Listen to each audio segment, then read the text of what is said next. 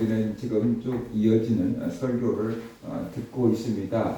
첫 번째는 성경을 따르는 원리에 대해서 말씀을 전했습니다. 성경이 우리의 신앙과 삶의 표준이 되어야 된다라고 말씀을 했고요. 그 다음에 생명의 원리에 대해서 말씀을 전했습니다. 무엇보다도 생명이 가장 소중하다. 그러니까 생명을 추구하는 사람이 되어야 된다라고 말씀했고, 그 다음에 사랑의 원리에 대해서 말씀을 전했습니다. 하나님이 사랑이듯이 우리도 사랑으로 사람을 대해야 된다. 사람을 수단과 도구로 대하지 말고 사람을 사랑으로 대해야 된다라고 말씀을 전했습니다. 그리고 용서의 원리에 대해서 말씀을 전했습니다. 하나님이 우리를 용서하신 것처럼 우리도 또 용서하며 살아야 된다. 그래야지 하나님께 영광을 돌릴 수 있고 사람과 관계를 회복할 수 있다라고 말씀을 전했습니다. 오늘은 믿음의 원리에 대해서 말씀을 전하려고 합니다.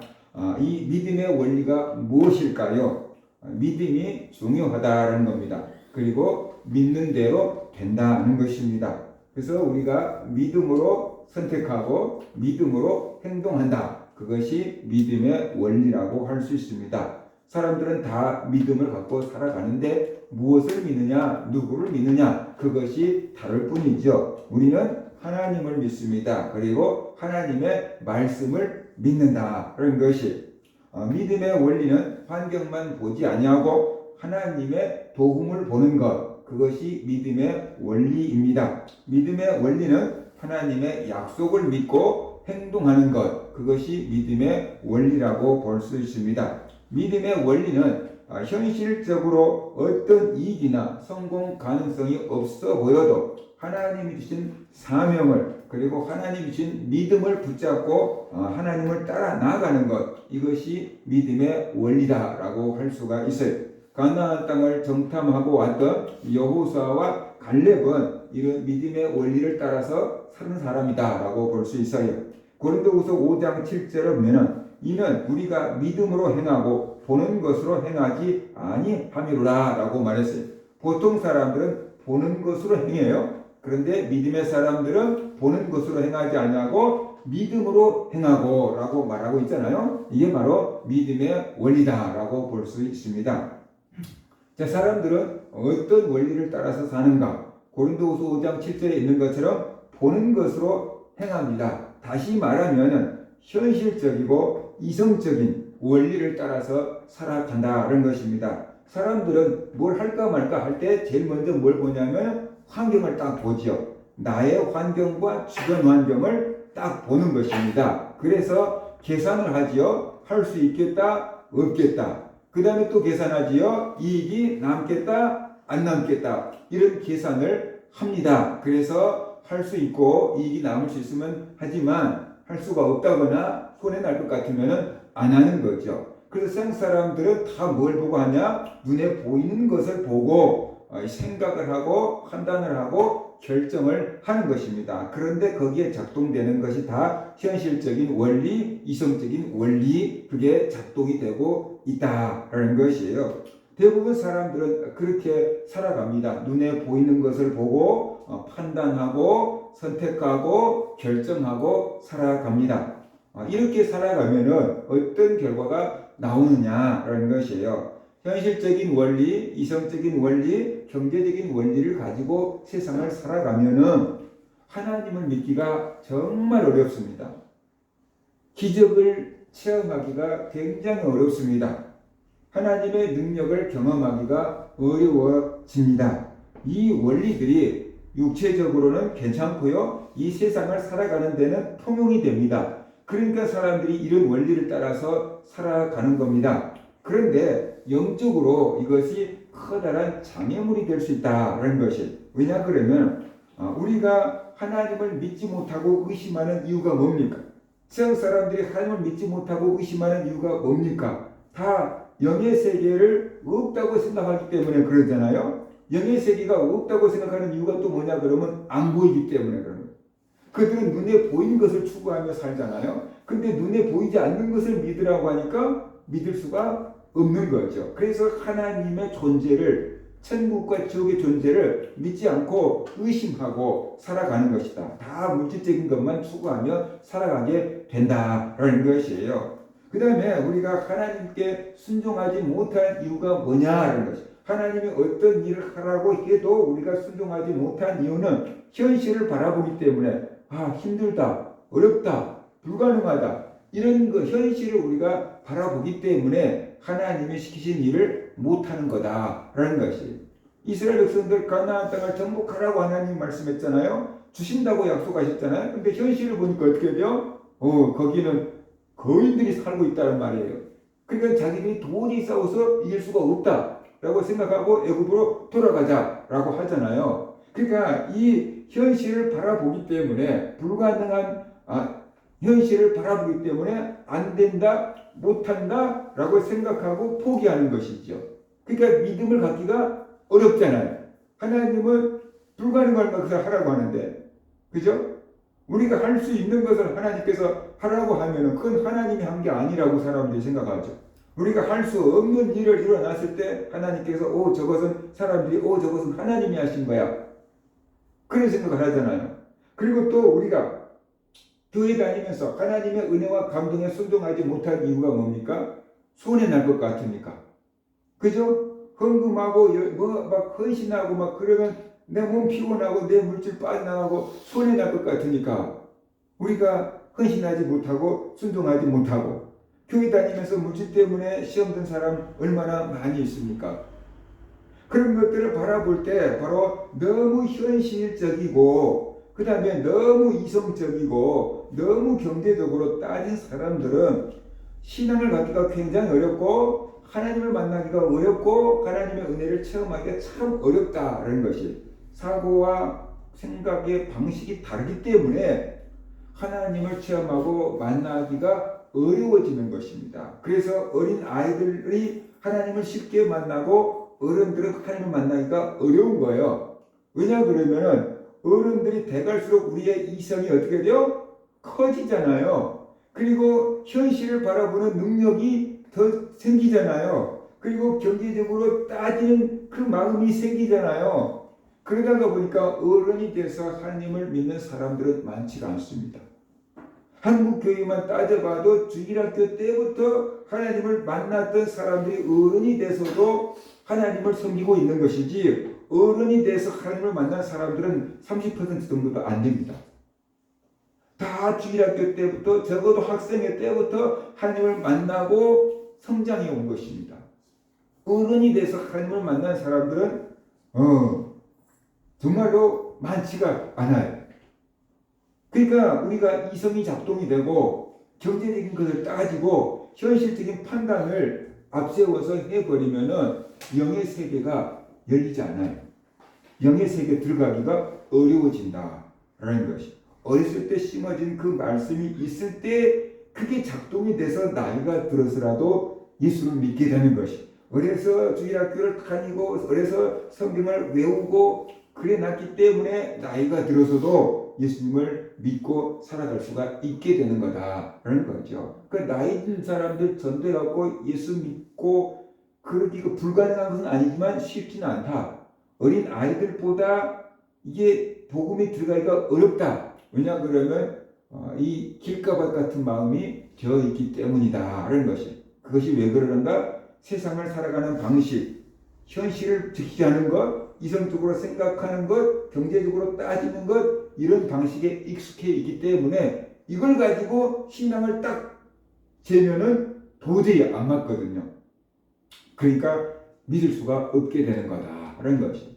그래서 이런 현실적이고 이성적이고 경제적인 원리를 가지고 살면 이 땅에서 물질적인 것은 손해보지 않고 누리고 살 수 있을지 몰라요. 그러니까 이게 최고야, 이 원리대로 이 방식대로 살아야 돼 라고 생각할 수 있을지 몰라요. 그런데 문제는 뭐냐면 더 엄청난 영의 세계를 잃어버리게 된다라는 것이, 이 땅에 있는 모든 것을 다 얻는다고 할지라도 영의 세계에 비하면 아무것도 아닙니다. 이게 영의 세계에 비하면 아무것도 아닌 거예요. 이 지구가 어마어마 커 보이지만 우주의 입장에서 보면 어떻게 돼요? 지구는 작은 행성 하나에 불과한 거예요. 그죠? 많은 행성들이 있는데, 많은 별들이 있는데 그 중에 하나에 불과해요. 근데 우리는 그 지구에서도, 대한민국 지도에서도 조그만 대한민국, 거기에서도 네 땅이 맞냐 내 땅이 맞냐 이러면서 우리가 살아가고 있는 거잖아요. 그러니까 이 세상에 있는 것을, 물질적인 것을 다 취한다고 할지라도 영의 세계에 비하면 아무것도 아니라는 거예요. 그런데 우리가 이 세상을 살아가는, 물질 세계를 살아가는 그 원리만 가지고 살아가면은 엄청난 영의 세계를 다 놓치게 된다는 것이. 오늘 많은 현대인들이 그것을 살고 있어요, 지금. 그렇기 때문에 우리는 이런 삶의 방식만 가지고 살아가지 말고 믿음의 원리를 따라서 살아갈 수 있는 성도들이 되어야 한다라는 것입니다. 그래서 우리는 왜 믿음의 원리가 필요한가? 하나님은 믿음을 보기 때문에 그래요. 하나님은 믿음을 봐요. 사람들은 외모를 봐요. 그죠? 사무엘 선지자가 다윗의 집에 왕이 될 사람이 있다고 해가지고 그 아들들을 다 불러놓았는데 그 아들을 딱 보니까 외모가 너무 준수한 거예요. 얼굴도 잘생겼고 키도 크고 덩치도 탁 있고, 야, 이스라엘 왕이 되기에 조금도 부족함이 없다. 그리고 사무엘 선지자가 기름을 부어서 이스라엘 왕으로 세우려고 하는데 하나님은 아니라 그러잖아요. 하나님은 아니라고. 사람은 외모를 보거니와 나는 중심을 본다라고 하나님이 말씀하셨잖아요. 그래서 형들 다 제끼고 이 막둥이 다윗을 하나님이 택해서 이스라엘 왕으로 만드시잖아요. 형들에 비하면 다윗의 외모는 출중하지 못했어요. 왜냐하면 아직 어린 소년이었기 때문에 키가 다 안 컸다는 거예요. 그런데 다윗이 형들보다 뛰어난 게 뭐가 있었냐면 믿음. 하나님을 사랑하는 그 믿음이 그 형들보다 다윗이 더 뛰어났거든요. 그래서 하나님께서 다윗을 이스라엘 왕으로 택하고 세운 것입니다. 사람들은 남자나 여자나 잘생긴 사람한테 마음이 열리고 잘생긴 사람한테는 친절해지잖아요. 그죠? 잘생긴 사람이 좀 잘못해도 용서가 돼. 사람들은 다 그래요. 외모를 보기 때문에 그래요. 그런데 하나님은 외모를 보지 않고 어떻게 돼요? 중심을 보신다고 했어요. 다시 말해서 마음을 보신다는 건데, 그건 마음에 있는 뭘 보는 거냐? 마음에 있는 믿음을 보는 거예요. 하나님은 마음을 보시는데 그 사람 마음속에 있는 믿음을 보셔요. 그러니까 하나님이 볼 때는 믿음이 제일 중요하다라는 거예요. 그러니까 우리가 믿음의 원리를 따라서 살아야만 된다라는 거죠. 믿음의 원리가 중요한 이유는 하나님이 믿음을 보시기 때문에. 너 믿음이 있느냐 없느냐. 그래서 믿음이 있으면 구원을 받고 믿음이 없으면 어떻게 돼요? 구원을 못 받죠. 믿음이 있으면 기적을 체험하지만 믿음이 없으면 기적을 못 체험하죠. 믿음이 있으면 하나님과 동행하지만 믿음이 없으면 하나님을 없다고 하죠. 그러니까 하나님은 믿음을 보셔요. 그러니까 믿음이 제일로 중요한 거예요. 예전에는 이성이 제일로 중요한 시대였어요. 문예부흥 이후에 이성이 제일로 중요해서 머리가 좋고 공부를 잘한 사람들이 세상을 이끌어온 리더가 됐잖아요. 근데 사람들이 아무리 많은 지식을 외우고 있다고 할지라도 AI를 이길 수가 없어요. 이제는 인공지능을 이겨낼 수가 없어요. 우리는 실수하는데 괜히 실수 안 해. 바이러스를 먹지 않는 실수도 안 해. 그렇죠? 이제는 뭐냐 그러면은 그 모든 것들을 다 이 기계 컴퓨터가 다 작업을 해주니까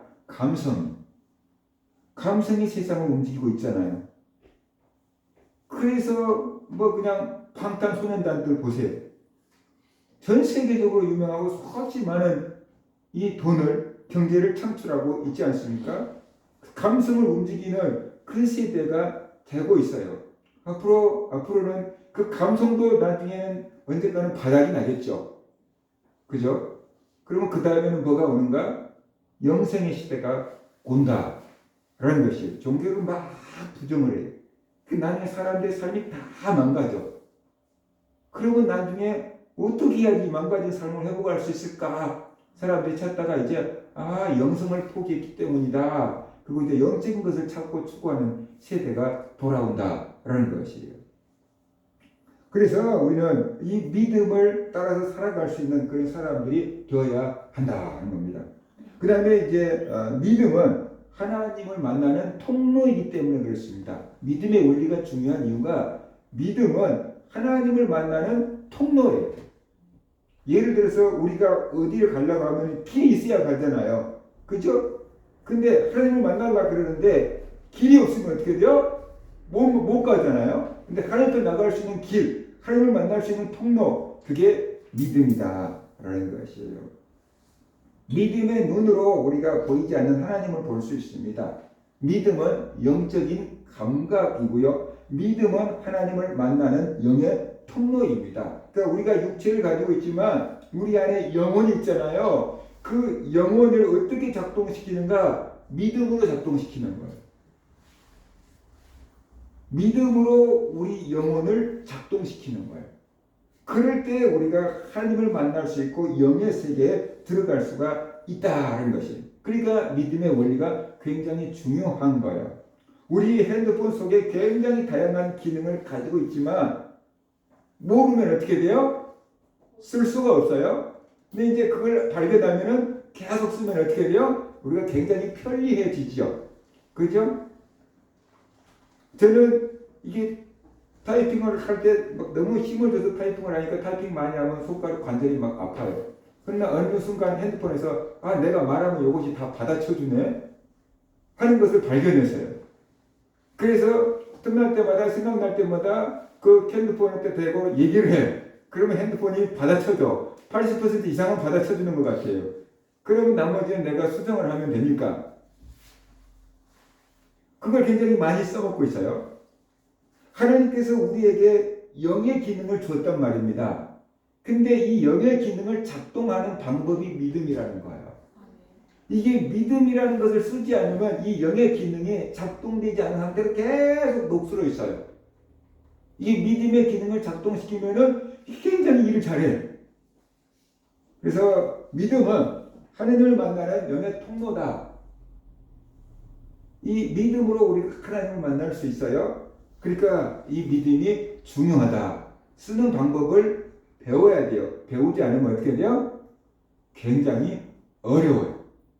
쓰지 않으면 굉장히 어려워요. 우리가 손으로 막 계산을 하려고 그러면 막 엄청나게 어려울 거예요. 심혜선 집사님 연말정산하는데 손으로 하려고 막 굉장히 어려울 거예요. 근데 엑셀이라는 것을 쓰면은 순식간에 알아서 다 체결해 줄 수 있어요. 근데 엑셀이라는 것을 쓰려고 하면은 엑셀 사용 방법을 배워야 돼. 엑셀이 어떻게 작동되는지, 더하기는 어떻게 하고 빼기는 어떻게 하는지, 이게 엑셀 작동법을 배워야 돼. 그걸 배워놓으면 그 다음부터는 많은 계산도 쉽게 해낼 수가 있는 거예요.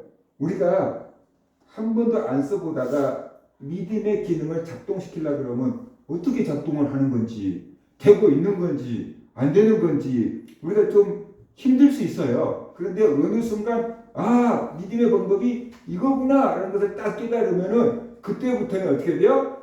굉장히 쉽게 믿음의 원리를 작동시킬 수가 있다라는 것이죠. 그래서 어려서부터 우리가 믿음의 원리를 작동시키는 법을 배워야 돼. 어느 순간 딱 하나님을 딱 만나야 돼. 그러면 그때부터 영의 세계에 팍 들어갈 수 있는 문이 열려요.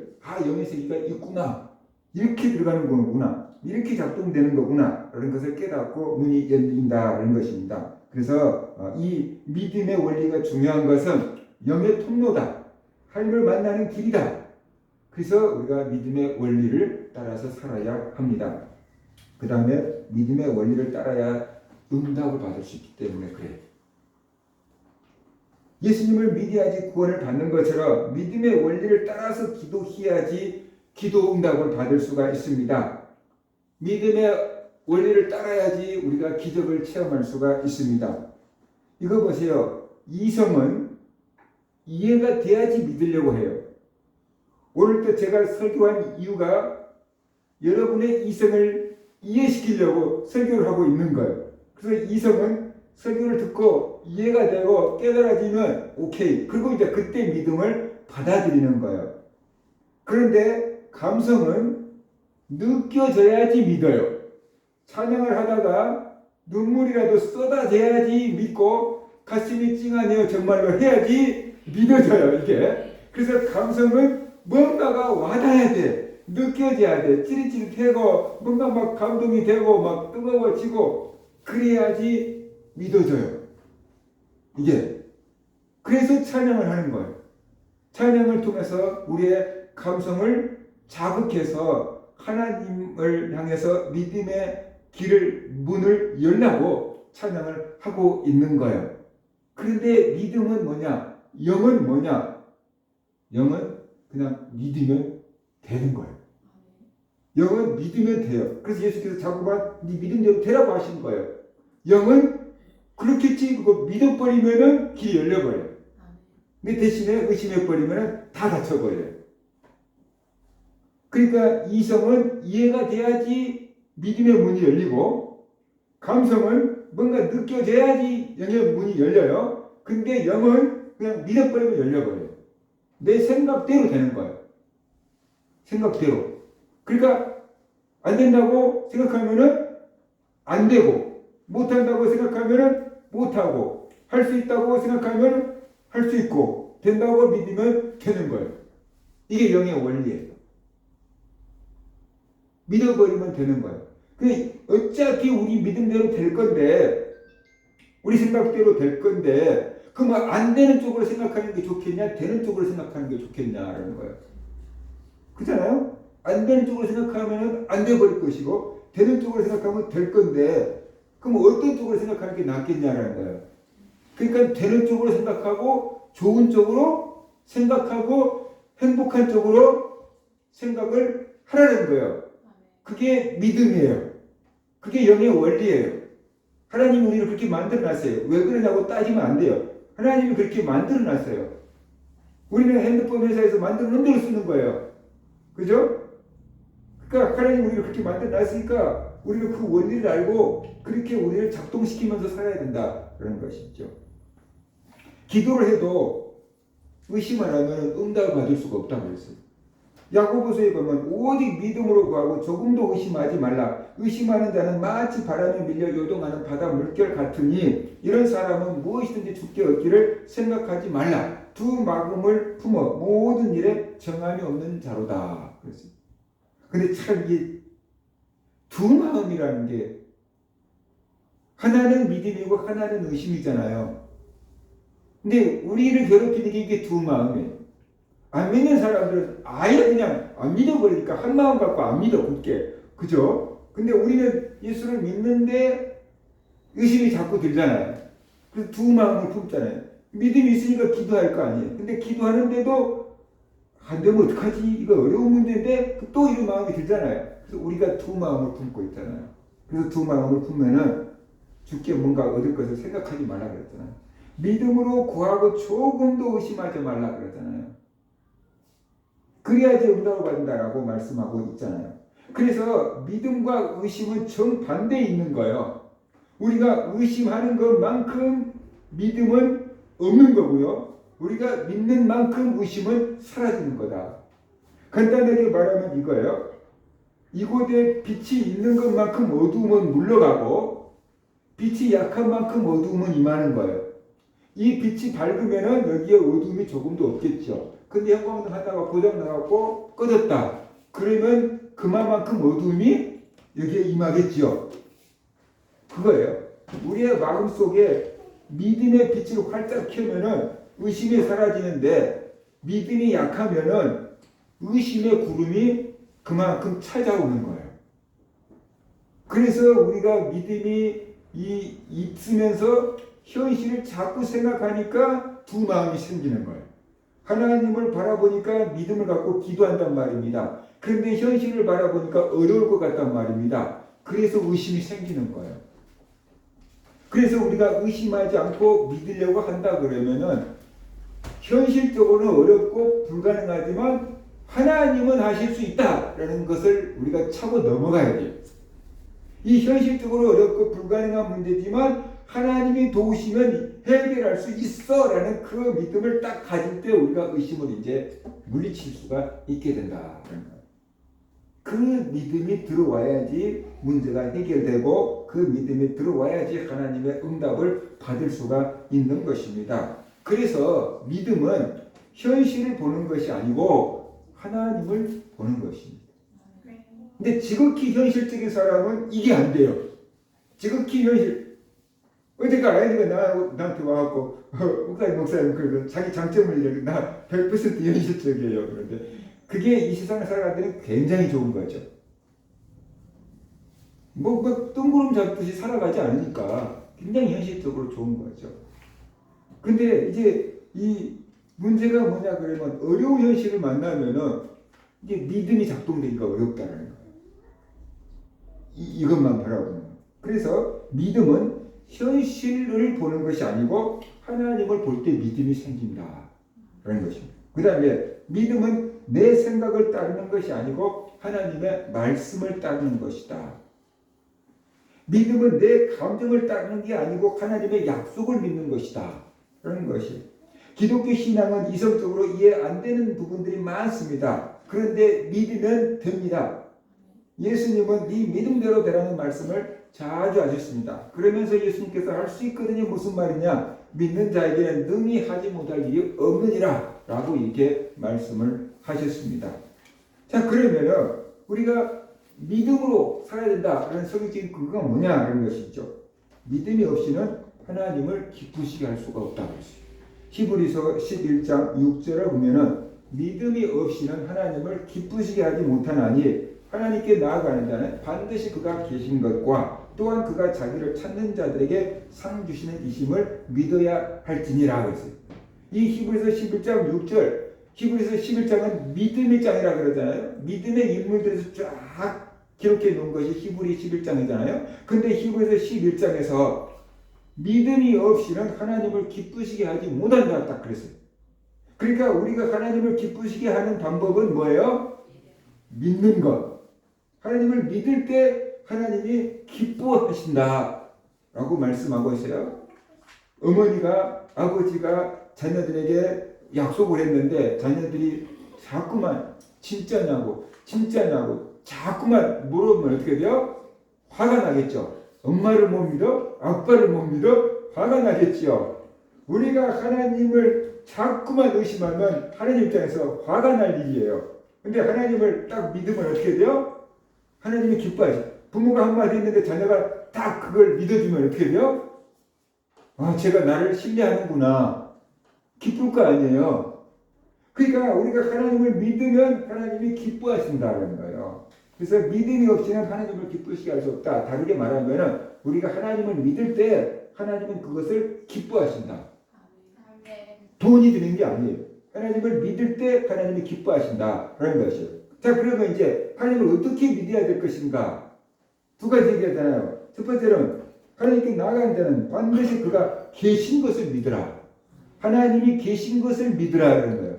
근데 이럴 때 우리들은 이런 생각합니다. 나 예수 믿지. 하나님 계신 것을 믿지. 그래. 이건 교회 다니는 사람은 거의 다 해요. 안 다니는 사람들은 이것도 안 하지만 교회 다니는 사람들은 하나님 계시다는 것을 다 알고 믿어요. 그런데 이것이 우리의 삶 가운데 나타나려고 한다 그러면은 우리의 삶의 현장에서 하나님이 함께 계신다는 것을 믿어야 되는 거예요.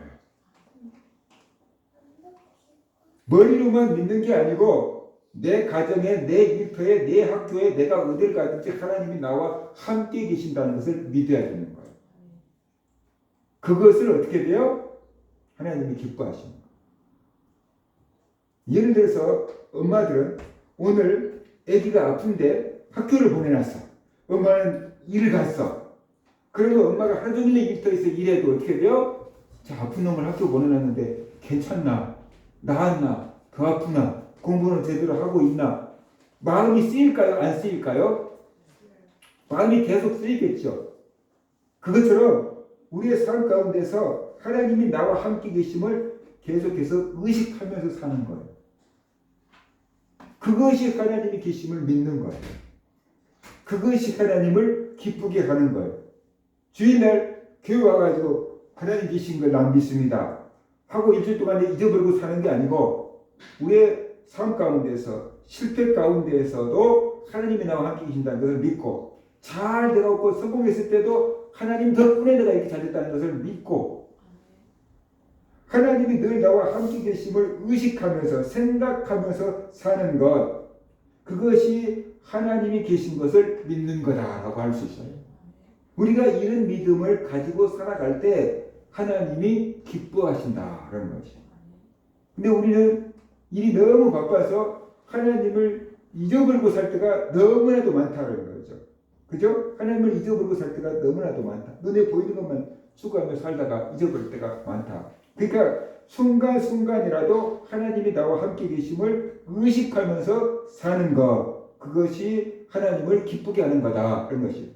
그 다음에 두 번째 얘기를 하고 있는데, 자기를 찾는 자들에게 상 주시는 이심을 믿어야 할지니라. 하나님을 찾으면은요, 상을 주신다는 것을 믿으래요. 예를 들어서 손자들이 할머니 보고 찾아가면은 할머니들이 맛있는 것을 주고 좋은 것을 사주고 용돈을 주고, 그러면 손자들이 할머니한테 가려고 할까요? 안 가려고 할까요? 가만 하면 할머니한테 가자, 할머니한테 가자 그러겠죠. 근데 할머니를 만나기만 하면 자식아 공부는 왜 그렇게 못하니? 왜 그렇게 키는 안 크니? 왜 이렇게 핸드폰만 하니? 그러면서 자꾸만 할머니가 야단치면은 할머니한테 갈라 그럴까요? 안 갈라 그럴까요? 안 갈라 그러겠죠. 할머니 무서워, 할머니 무서워, 안 가려고 하겠죠. 저도 지금 기억해보면 할아버지가 엄청 무서웠어요. 할아버지한테 다가갈 수가 없었어요. 얼마나 무서웠는지. 지팡이 짚고 다니면서 이놈 막 이런 거. 할아버지가 오시면 막 가갖고 인사를 이렇게 하는데 인사 제대로 안 했다고. 인사 제대로 안 했다고. 할아버지 안녕하세요 이렇게 하니까 이제 인사 제대로 안 했다고 말이야. 똑바로 그 얌전하게 해야 된다고 말이죠. 인사를 똑바로 안 하나 이렇게 혼나. 그 무서우니까 할아버지만 오면 인사하고 그 다음부터 친구집에 놀러가 버려요.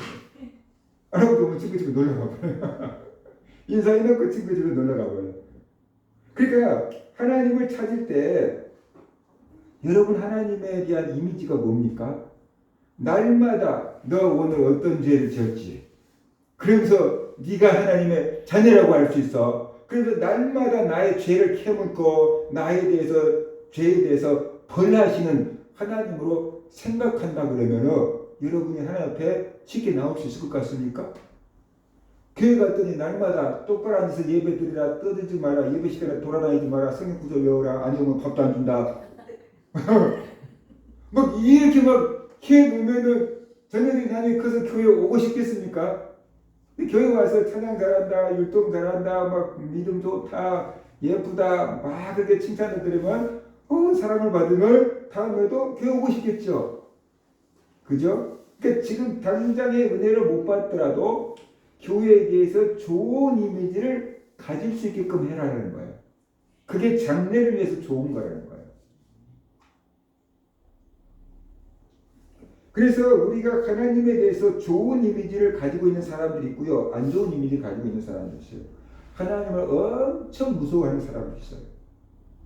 자기 육체적인 아버지가 엄청 근엄하고 무서웠으면은 하나님을 아버지라고 하니까 그 아버지 이미지가 하나님께 딱 덧입혀지는 거예요. 그래서 하나님을 엄청 어렵게 하고 무서워해요. 그래서 하나님 찾기가 힘들어요. 그러니까 잘 안 찾으려고 그래요. 쉽게 기도하러 안 와요. 근데 하나님 아버지가 굉장히 좋은 분들이 있어요. 하나님 앞에 가면은 용서해주고 사랑해주고 따뜻하고 품어주고 복주고 은혜주고 편안하고 이런 마음을 가지고 있는 사람들이 있어요. 그런 사람들은 교회 오기가 좋고요, 기도하기가 좋고요, 예배하는 게 좋아요. 그래서 믿음이 자라는 거예요. 그래서 하나님이 기뻐하시는 믿음은 하나님이 늘 나와 함께 계신다는 것을 믿으라는 것이고요. 그 다음에 두 번째, 하나님을 찾으면 하나님이 상 주신다는 것을 믿으라 하라는 거예요. 하나님을 찾으면 하나님이 상 주신다는 것을 믿으라는 거예요. 그러니까 내가 하나님께 기도하면은 하나님이 응답해 주실 거야. 오늘 교회 가서 예배드리면 하나님께서 나에게 은혜를 주실 거야. 하나님을 찾으면 하나님이 복을 주실 거야. 하나님께 예배드리면은 지혜를 주실 거야. 그걸 믿으라는 거예요. 우리 학생들 공부하는 거 되게 힘들잖아요. 옛날 조민아니가 고등학교 3학년 때 이 독서실을 잡아놓고 공부를 해요. 그런데 그 독서실 잡아놓고 공부하면서 저녁 8시 기도 모이면 꼬박꼬박 나와. 그래서 야, 너 공부했는데 왜 독서실에서 공부한다고 잡아놓고 기도하러 나오냐? 내가 물어봤어요. 그랬더니 걔가 뭐라고 얘기했냐면은 기도하고 가서 공부하면 공부가 잘 돼요. 그랬다. 교회 와서 기도하고 가서 공부하면 공부가 더 잘 돼요. 그러니까 더 능률적으로 할 수 있다는 거예요. 그러니까 교회 와서 기도하고 고3인데도 가서 또 공부하는 거예요. 하나님께 기도하면 하나님께서 지혜를 주신다. 그게 자기가 깨달아진 거예요. 깨달아진 거. 그러니까 오라고 말 안 해도 오는 거예요. 그래서 하나님을 찾으면은 하나님이 상 주신다는 것을 믿어야 돼요. 저도 어렸을 때 이 설날 세배를 하러 다녔어요. 형들을 따라서 이제 친척들 집에 세배하러 가요.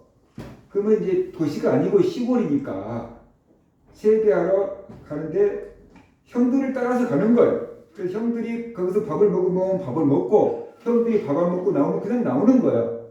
근데 형들이 이제 친척집에 딱 세배를 하러 가면은 인사만 하고 이제 일어나서 가자. 그리고 일어나서 온 집 있어요? 그러면 저도 그냥 따라 나와요. 근데 어떤 집에 가면은 거기서 이제 떡국 먹고 가. 그러면 예, 그래도 여기서 떡국 먹고 가자. 그래. 그러면 거기 앉아서 떡국을 먹고 가. 근데 왜 그런지를 몰랐어요. 어느 정도 나이가 들으니까 이제 알았어요. 형님들이 이렇게 얘기했어요. 우리 친척집 얘기를 들으면 저 집에 가면 음식 솜씨가 없어. 그러니까 그 집에 가면 떡국 안 먹고 그냥 오는 거예요. 인사만 하고 오는 거예요. 근데 저 집에 가면 이제 친척이 음식 솜씨가 좋아. 그래서 이제 떡국이 맛있고 반찬도 많아. 그러니까 그 집에 가서는 이제 떡국을 먹는 거예요. 어떤 집에 가면은 세뱃돈을 안 주는 집이 많고 시골이니까 세뱃돈 별로 안 줘요. 또 어떤 집에 가면 세뱃돈을 주는 집이 있어요. 그러니까 세뱃돈 주는 집에는 가면서 기대감을 갖고 가요. 이번에는 얼마를 줄까? 그리고 기대감을 갖고 가서 세배를 하면은 여전히 돈을 줘요. 주는 집은 꼭 주고 안 주는 집은 꼭 안 줘요. 그러니까 세뱃돈 주는 집에는 가려고 해요. 딴 집에는 못 가도 그 집에는 가려고 해요. 그 아기 때도 벌써 그런 마음이 생기더라고요, 이게. 그러니까 우리가 하나님을 찾을 때 하나님을 찾으면은 하나님의 은혜를 주신다. 하나님을 찾으면 하나님께서 복을 주신다. 하나님을 찾으면 기도 응답을 주신다. 하나님을 찾으면 나를 사랑해 준다. 그 마음이 우리에게 있어야 돼요. 서희가 그러더라고요. 교회 오면 온 성도들이 자기를 사랑해 주니까 하나님이 자기를 사랑해 준 줄 안돼요. 성도들이 자기를 사랑해 주니까 하나님이 자기를 사랑해 주는 게 느껴진다. 그거예요. 그래서 하나님 앞에 나가면 하나님께서 나에게 상을 주신다라는 것을 믿는 믿음을 가질 때, 그리고 그런 마음을 가지고 하나님을 찾을 때 하나님이 기뻐하신다. 아, 네가 날 찾으면 복을 받는다는 걸 아는구나. 네가 날 찾으면 은혜를 받는다는 걸 아는구나. 그리고 날 찾아오는구나. 하나님이 기뻐하신다. 이게 믿음이에요. 그래서 하나님의 존재는 우리가 다 믿잖아요. 근데 그 수준을 뛰어넘어서 매 순간 하나님이 나와 함께 계신다는 것을 의식하도록 노력하자는 거예요. 그만큼 하나님을 기쁘게 할 수 있다. 그 다음에 하나님을 찾을 때, 교회에 올 때, 주일날 예배 드리러 올 때 기대감을 갖고 오세요. 오늘 목사님이 나에게 무슨 말씀을 해주실까? 오늘 하나님이 나에게 무슨 말씀을 주실까? 오늘 하나님이 나에게 어떤 은혜를 주실까? 오늘 하나님이 나에게 어떤 응답을 주실까? 그런 기대감을 갖고 오라는 거예요. 아이, 목사님 똑같은 소리지 뭐. 아이, 목사님 설교 지루한데 뭐. 그런 마음 갖고 오지 말고 기대감을 갖고 오라는 거예요. 기대감을 갖고. 이전에 있었을 때 선생님들이 저에게 이런 말을 했어요. 전사님 설교 듣고 있으면 무서워서 못 듣겠어요. 그랬어요. 그래서 왜요? 그랬더니 전사님이 일주일에 한 번씩 교회 와서 설교를 하는데 자기가 일주일 동안 지은 죄를 다 얘기하고 있대. 그러니까 무서워서 못 듣고 있겠어요. 그러는 거예요. 자기가 그랬어요. 근데 사실 나는 누가 그런 짓을 하는지 알 수가 없잖아요. 근데 그냥 내 입에서 나온 대로 설교를 하는데 그분이 그런 거예요. 전도사님이 설교를 하면은 자기가 일주일 동안 지은 죄를 다 얘기하고 있어서 무서워서 못 듣고 있겠어요. 그렇게 얘기를 했어요. 그러면 그분은 예배드리러 오는 게 행복할까요? 불안할까요? 엄청 불안하겠죠. 엄청 불안할 거 아니에요. 그 예배 데려와서 안 되는데 좀이 쓰신 거, 은혜를 받을 수가 없죠. 근데 어떤 사람이 와서 이렇게 얘기했어요. 전사님, 제 교회 올 때 오늘 전사님 나에게 무슨 말씀을 해줄까? 너무 기대돼요. 오늘 나에게 어떤 말씀을 해줄까? 그 생각하고 교회로 온대요. 그러면 이런 사람은 교회 오는 게 즐거울까요? 불안할까요? 즐겁겠죠. 똑같은 전도사가 설교를 해요. 근데 한 사람은 설교 듣기가 너무 무섭다고 해요. 그럼 교회 오기가 힘든 거예요. 근데 어떤 사람은 오늘 무슨 말씀, 어떤 말씀을 해주실까? 너무 기대된대요. 이런 사람은 교회에 오는 것이 즐겁고 행복한 발걸음으로 오게 되겠죠. 여러분이 주일날 교회로 올 때 어떤 마음을 가지고 오시느냐는 거예요. 오늘 내 기도니까 어쩔 수 없이 가야지. 그런 마음을 갖고 올 수도 있는 거죠. 오늘도 찬양대인데, 나면 좋은데, 그런 마음 갖고 올 수도 있는 거죠. 아니면, 오늘 교회 가서 친구하고 놀아야지. 그리고 또 친구하고 놀아야지, 재밌게 놀아야지. 그런 마음 갖고 올 수도 있는 거고. 그죠? 오늘 교회에서 점심 뭐 먹나? 저희 친구가 지난주에 왔는데, 오늘 교회에서 점심 뭐 먹냐? 그리고 물어보. 짜장면 먹는다 했거든요. 안 갈 거야. 지루해서. 맛있는 걸 먹는다고 해야지 교회로 오려고 했었던 것 같아요. 그렇게 올 수 있잖아요. 오늘 목사님이 나에게 무슨 말씀을 해주실까? 오늘 하나님이 설교를 통해서 나에게 무슨 깨달음을 주실까?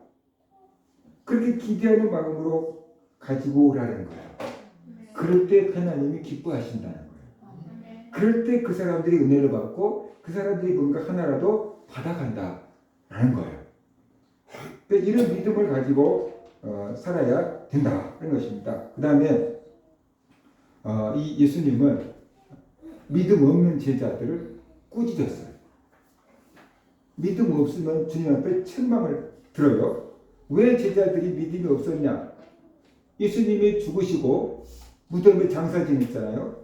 그러니까 제자들은 예수님을 따라서 3년 동안 살아왔는데 자기들의 목표가 없어져 버렸어요. 이제 어떻게 해나? 어떻게 사나? 예수님도 없는데 희망이 다 사라져 버렸어요. 그래서 우두커니 있어요. 불안해갖고 두려워갖고 우리까지 잡아가면 어떡하나? 그래서 숨어 있어요. 근데 몇몇 사람들이 부활하신 예수님을 만났잖아요. 그 제자들 찾아가서 얘기합니다. 예수님이 살아나셨다고? 우리가 살아나신 예수님을 만났다고? 얘기를 한 거예요. 그런데 그 얘기를 들었으면 제자들이 믿었어야 되는 거거든요. 분명히 예수님이 살아계실 때 십자가에 못 박혀 죽으실 것을 얘기하셨고 3일 만에 다시 살아나실 거라고 말씀하셨잖아요. 그 말씀대로 정말 살아났나 보다. 가보자. 그 예수님을 찾아왔어야 되는 거거든요. 그런데 제자들이 부활 소식을 2번씩이나 듣고도 믿지 않았어요. 어떻게 다시 살아날 수 있단 말이야. 그렇게 죽어가지고는 못 살아나. 그렇게 안 믿었어요. 그러니까 예수님께서 부활하신 몸을 가지고 제자들이 있는 곳을 찾아오셨어요. 그리고 제자들에게 예수님께서 말씀하셨어요. 그 후에 11 제자가 음식 먹을 때 예수께서 그들에게 나타나사 그들의 믿음 없는 것과 마음이 완악한 것을 꾸짖으시니 이는 자기가 살아난 것을 본 자들의 말을 믿지 아니함이로라. 그러니까 제자들이 예수님의 부활 소식을 들었으면 그때라도 믿었어야 된다는 거예요. 그런데 부활 소식을 듣고도 믿지 않으니까 예수님께서 제자들에게 직접 나타나셔서 부활하신 몸을 보여주셨는데 기쁘게 보여주신 게 아니고 야단치면서 보여주신 거예요. 너희 믿음 왜 그렇게 없냐? 왜 그렇게 안 믿냐? 못 믿냐? 그러면서 야단을 쳤는데 두 가지를 야단치잖아요. 믿음이 없는 것과 그 다음에 마음이 완악한 것을 꾸짖었다고 했잖아요. 믿음이 없는 것과 마음이 완악한 것, 그게 같은 거라는 거예요. 마음이 이게 믿음의 마음이 아니라는 거예요. 길가박 같은 마음을 갖고 있다는 거예요. 그러니까 부활 소식을 듣고도 못 믿었다는 거예요. 그래서 마음 상태가 나쁜 것을 책망하셨고 믿지 못한 것을 책망하셨다는 것이. 우리가 믿는다고 하지만 하나님의 말씀을 온전히 신뢰하지 못할 때가 많잖아요. 하나님의 말씀을 듣지만 목사님 저렇게 말씀하시지 내 생각은 달라. 그럴 수도 있잖아요. 목사님 저렇게 말씀하시지만 나는 그렇게 못해. 그렇게 우리가 할 수도 있잖아요. 그게 바로 믿음이 없는 거고 마음이 완악한 거고. 이런 마음을 갖고 있으면 주님으로부터 책망을 듣게 된다 하는 것을 우리가 알아야 돼요. 그래서 믿음이 있으면 주님을 기쁘시게 하지만 믿음이 없으면 주님으로부터 책망을 듣게 된다. 돈이 없다고 주님께서 우리를 야단치지 않아요. 돈이 많다고 주님께서 우리 칭찬하지 않나요? 그런데 믿음이 없으면 야단쳐요. 믿음이 있으면 칭찬해요. 왜 그러냐? 주님은 뭘 보신다 그랬어요? 믿음을 보신다. 마음을 보신다 그랬어요. 마음을 보신다는 게 그 마음 속에 있는 믿음을 보신다는 뜻이에요. 마음을 보신다는 게 그냥 막 하트처럼 생겨 있는 그런 마음을 보신 게 아니고 그 속에 믿음을 보시는 거예요. 믿음을. 그러니까 우리가 주님께서 이렇게 믿음을 중요하게 여기시는구나 하는 것을 알아야 돼요. 그 다음에 예수님은 믿음 있는 사람을 칭찬하셨어요. 자, 여러분 한번 생각해 보세요. 예수님으로부터 믿음이 좋다고 칭찬을 받은 사람이 성경에 몇 명이나 있을 것 같습니까? 숫자는 모르지만 답은 알 수 있죠. 많지 않다. 그죠? 성경에서 예수님 앞에 믿음이 좋다고 칭찬받은 사람은 많지가 않다라는 거예요. 왜냐 그러면 예수님의 기대치를 만족시켜야 되는데 예수님의 기대치를 만족시킬 만한 사람이 없었다는 거예요.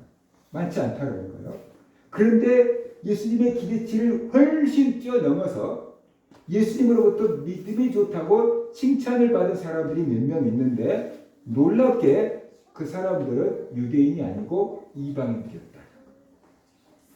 조상 대대로 하나님을 믿어온 유대인들은 예수님 앞에 믿음 좋다고 칭찬받지 못했어요. 그런데 늘 그들은 자기들이 믿음 좋다고 착각하고 있었어요.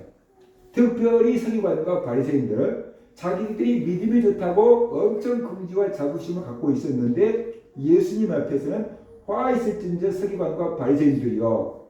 그러면서 야단을 맞았어요. 근데 유대인들이 이방인 취급을 하고 개 취급을 했던 이방인들이 예수님의 기대치를 훨씬 뛰어넘는 믿음을 갖고 있었어요. 그래서 예수님 앞에 칭찬을 들었어요. 가버나움에 백부장이 있었어요. 로마 장교예요. 그 백부장이 있었는데 자기 하인이 중풍병에 걸려서 위독해. 곧 죽을 것 같아. 그러니까 이 사람이 예수님 앞에 나와가지고 예수님 내 하인이 중풍병에 걸려서 죽어갑니다. 내 하인을 고쳐주세요. 라고 부탁했어요. 그 부탁을 듣고 예수님께서 그래 내가 가서 고쳐주마. 라고 말씀하시면서 백부장의 집으로 가자고 했어요. 가자.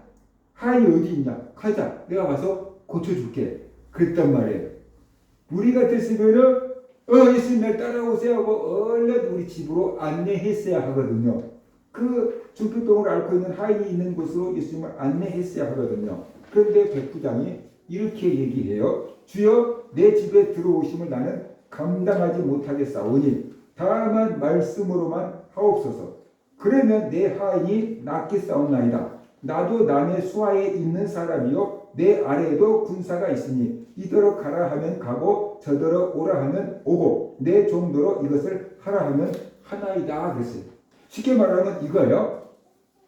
예수님 제 집이 너무 누추해서 예수님같이 위대하신 분을 초대할 수가 없습니다. 그거요. 그 다음에 또 한 가지 예수님 여기서 낫겠다고 말씀만 하십시오. 그러면 내 집에 있는 하인이 나을 줄 믿습니다. 그랬어요.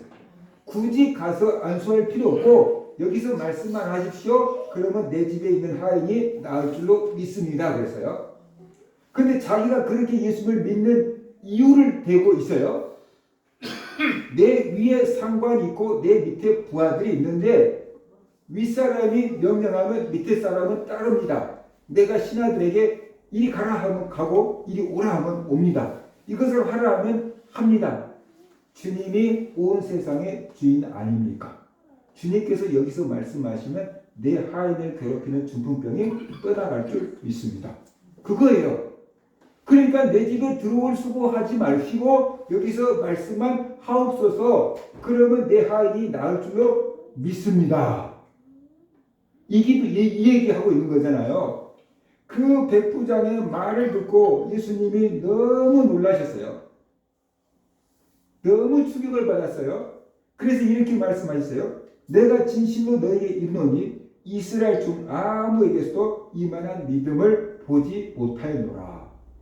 그 소리가 뭐냐면 이스라엘 백성들 중에서도 이렇게 믿음 좋은 사람을 만나보지 못했다는 거예요. 조상 대대로 하나님을 믿어왔고 모세, 오경, 창세기, 출애굽기, 레위기, 민수기, 신명기를 달달달 외운다고 하는 이스라엘 백성들 중에서도 이렇게 믿음 좋은 사람을 만나보지 못했다는 거예요.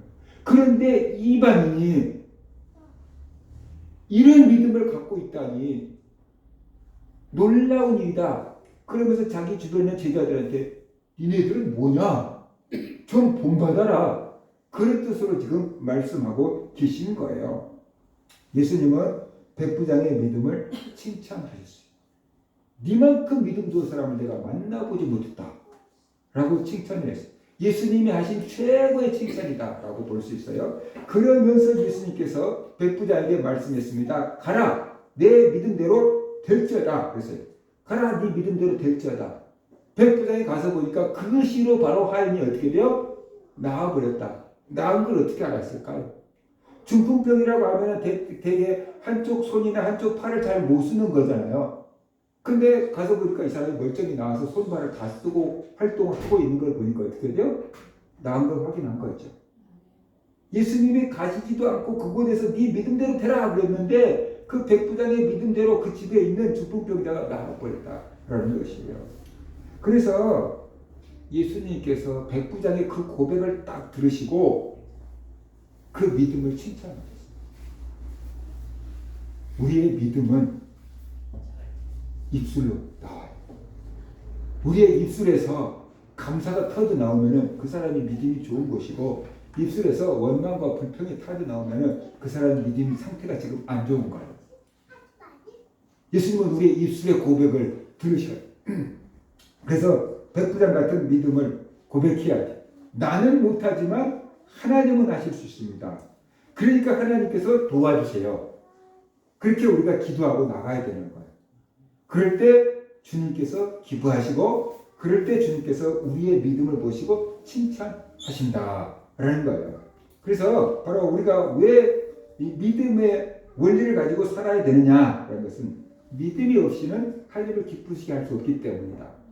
우리가 믿음을 가질 때 하나님을 기쁘게 할 수 있기 때문이다 라는 것이고 믿음이 없으면 주님으로부터 책망을 받는다.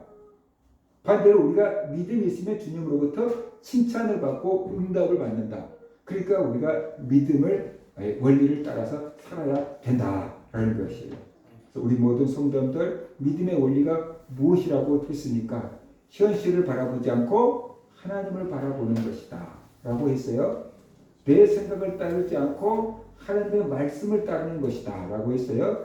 내 감정을 따르지 않고 하나님의 약속을 믿는 것이다 라고 했습니다. 내 삶 가운데 하나님이 함께 계심을 믿고 하나님의 도우심을 믿고 앞으로 나가는 것, 이것이 믿음의 원리를 따라서 사는 것입니다.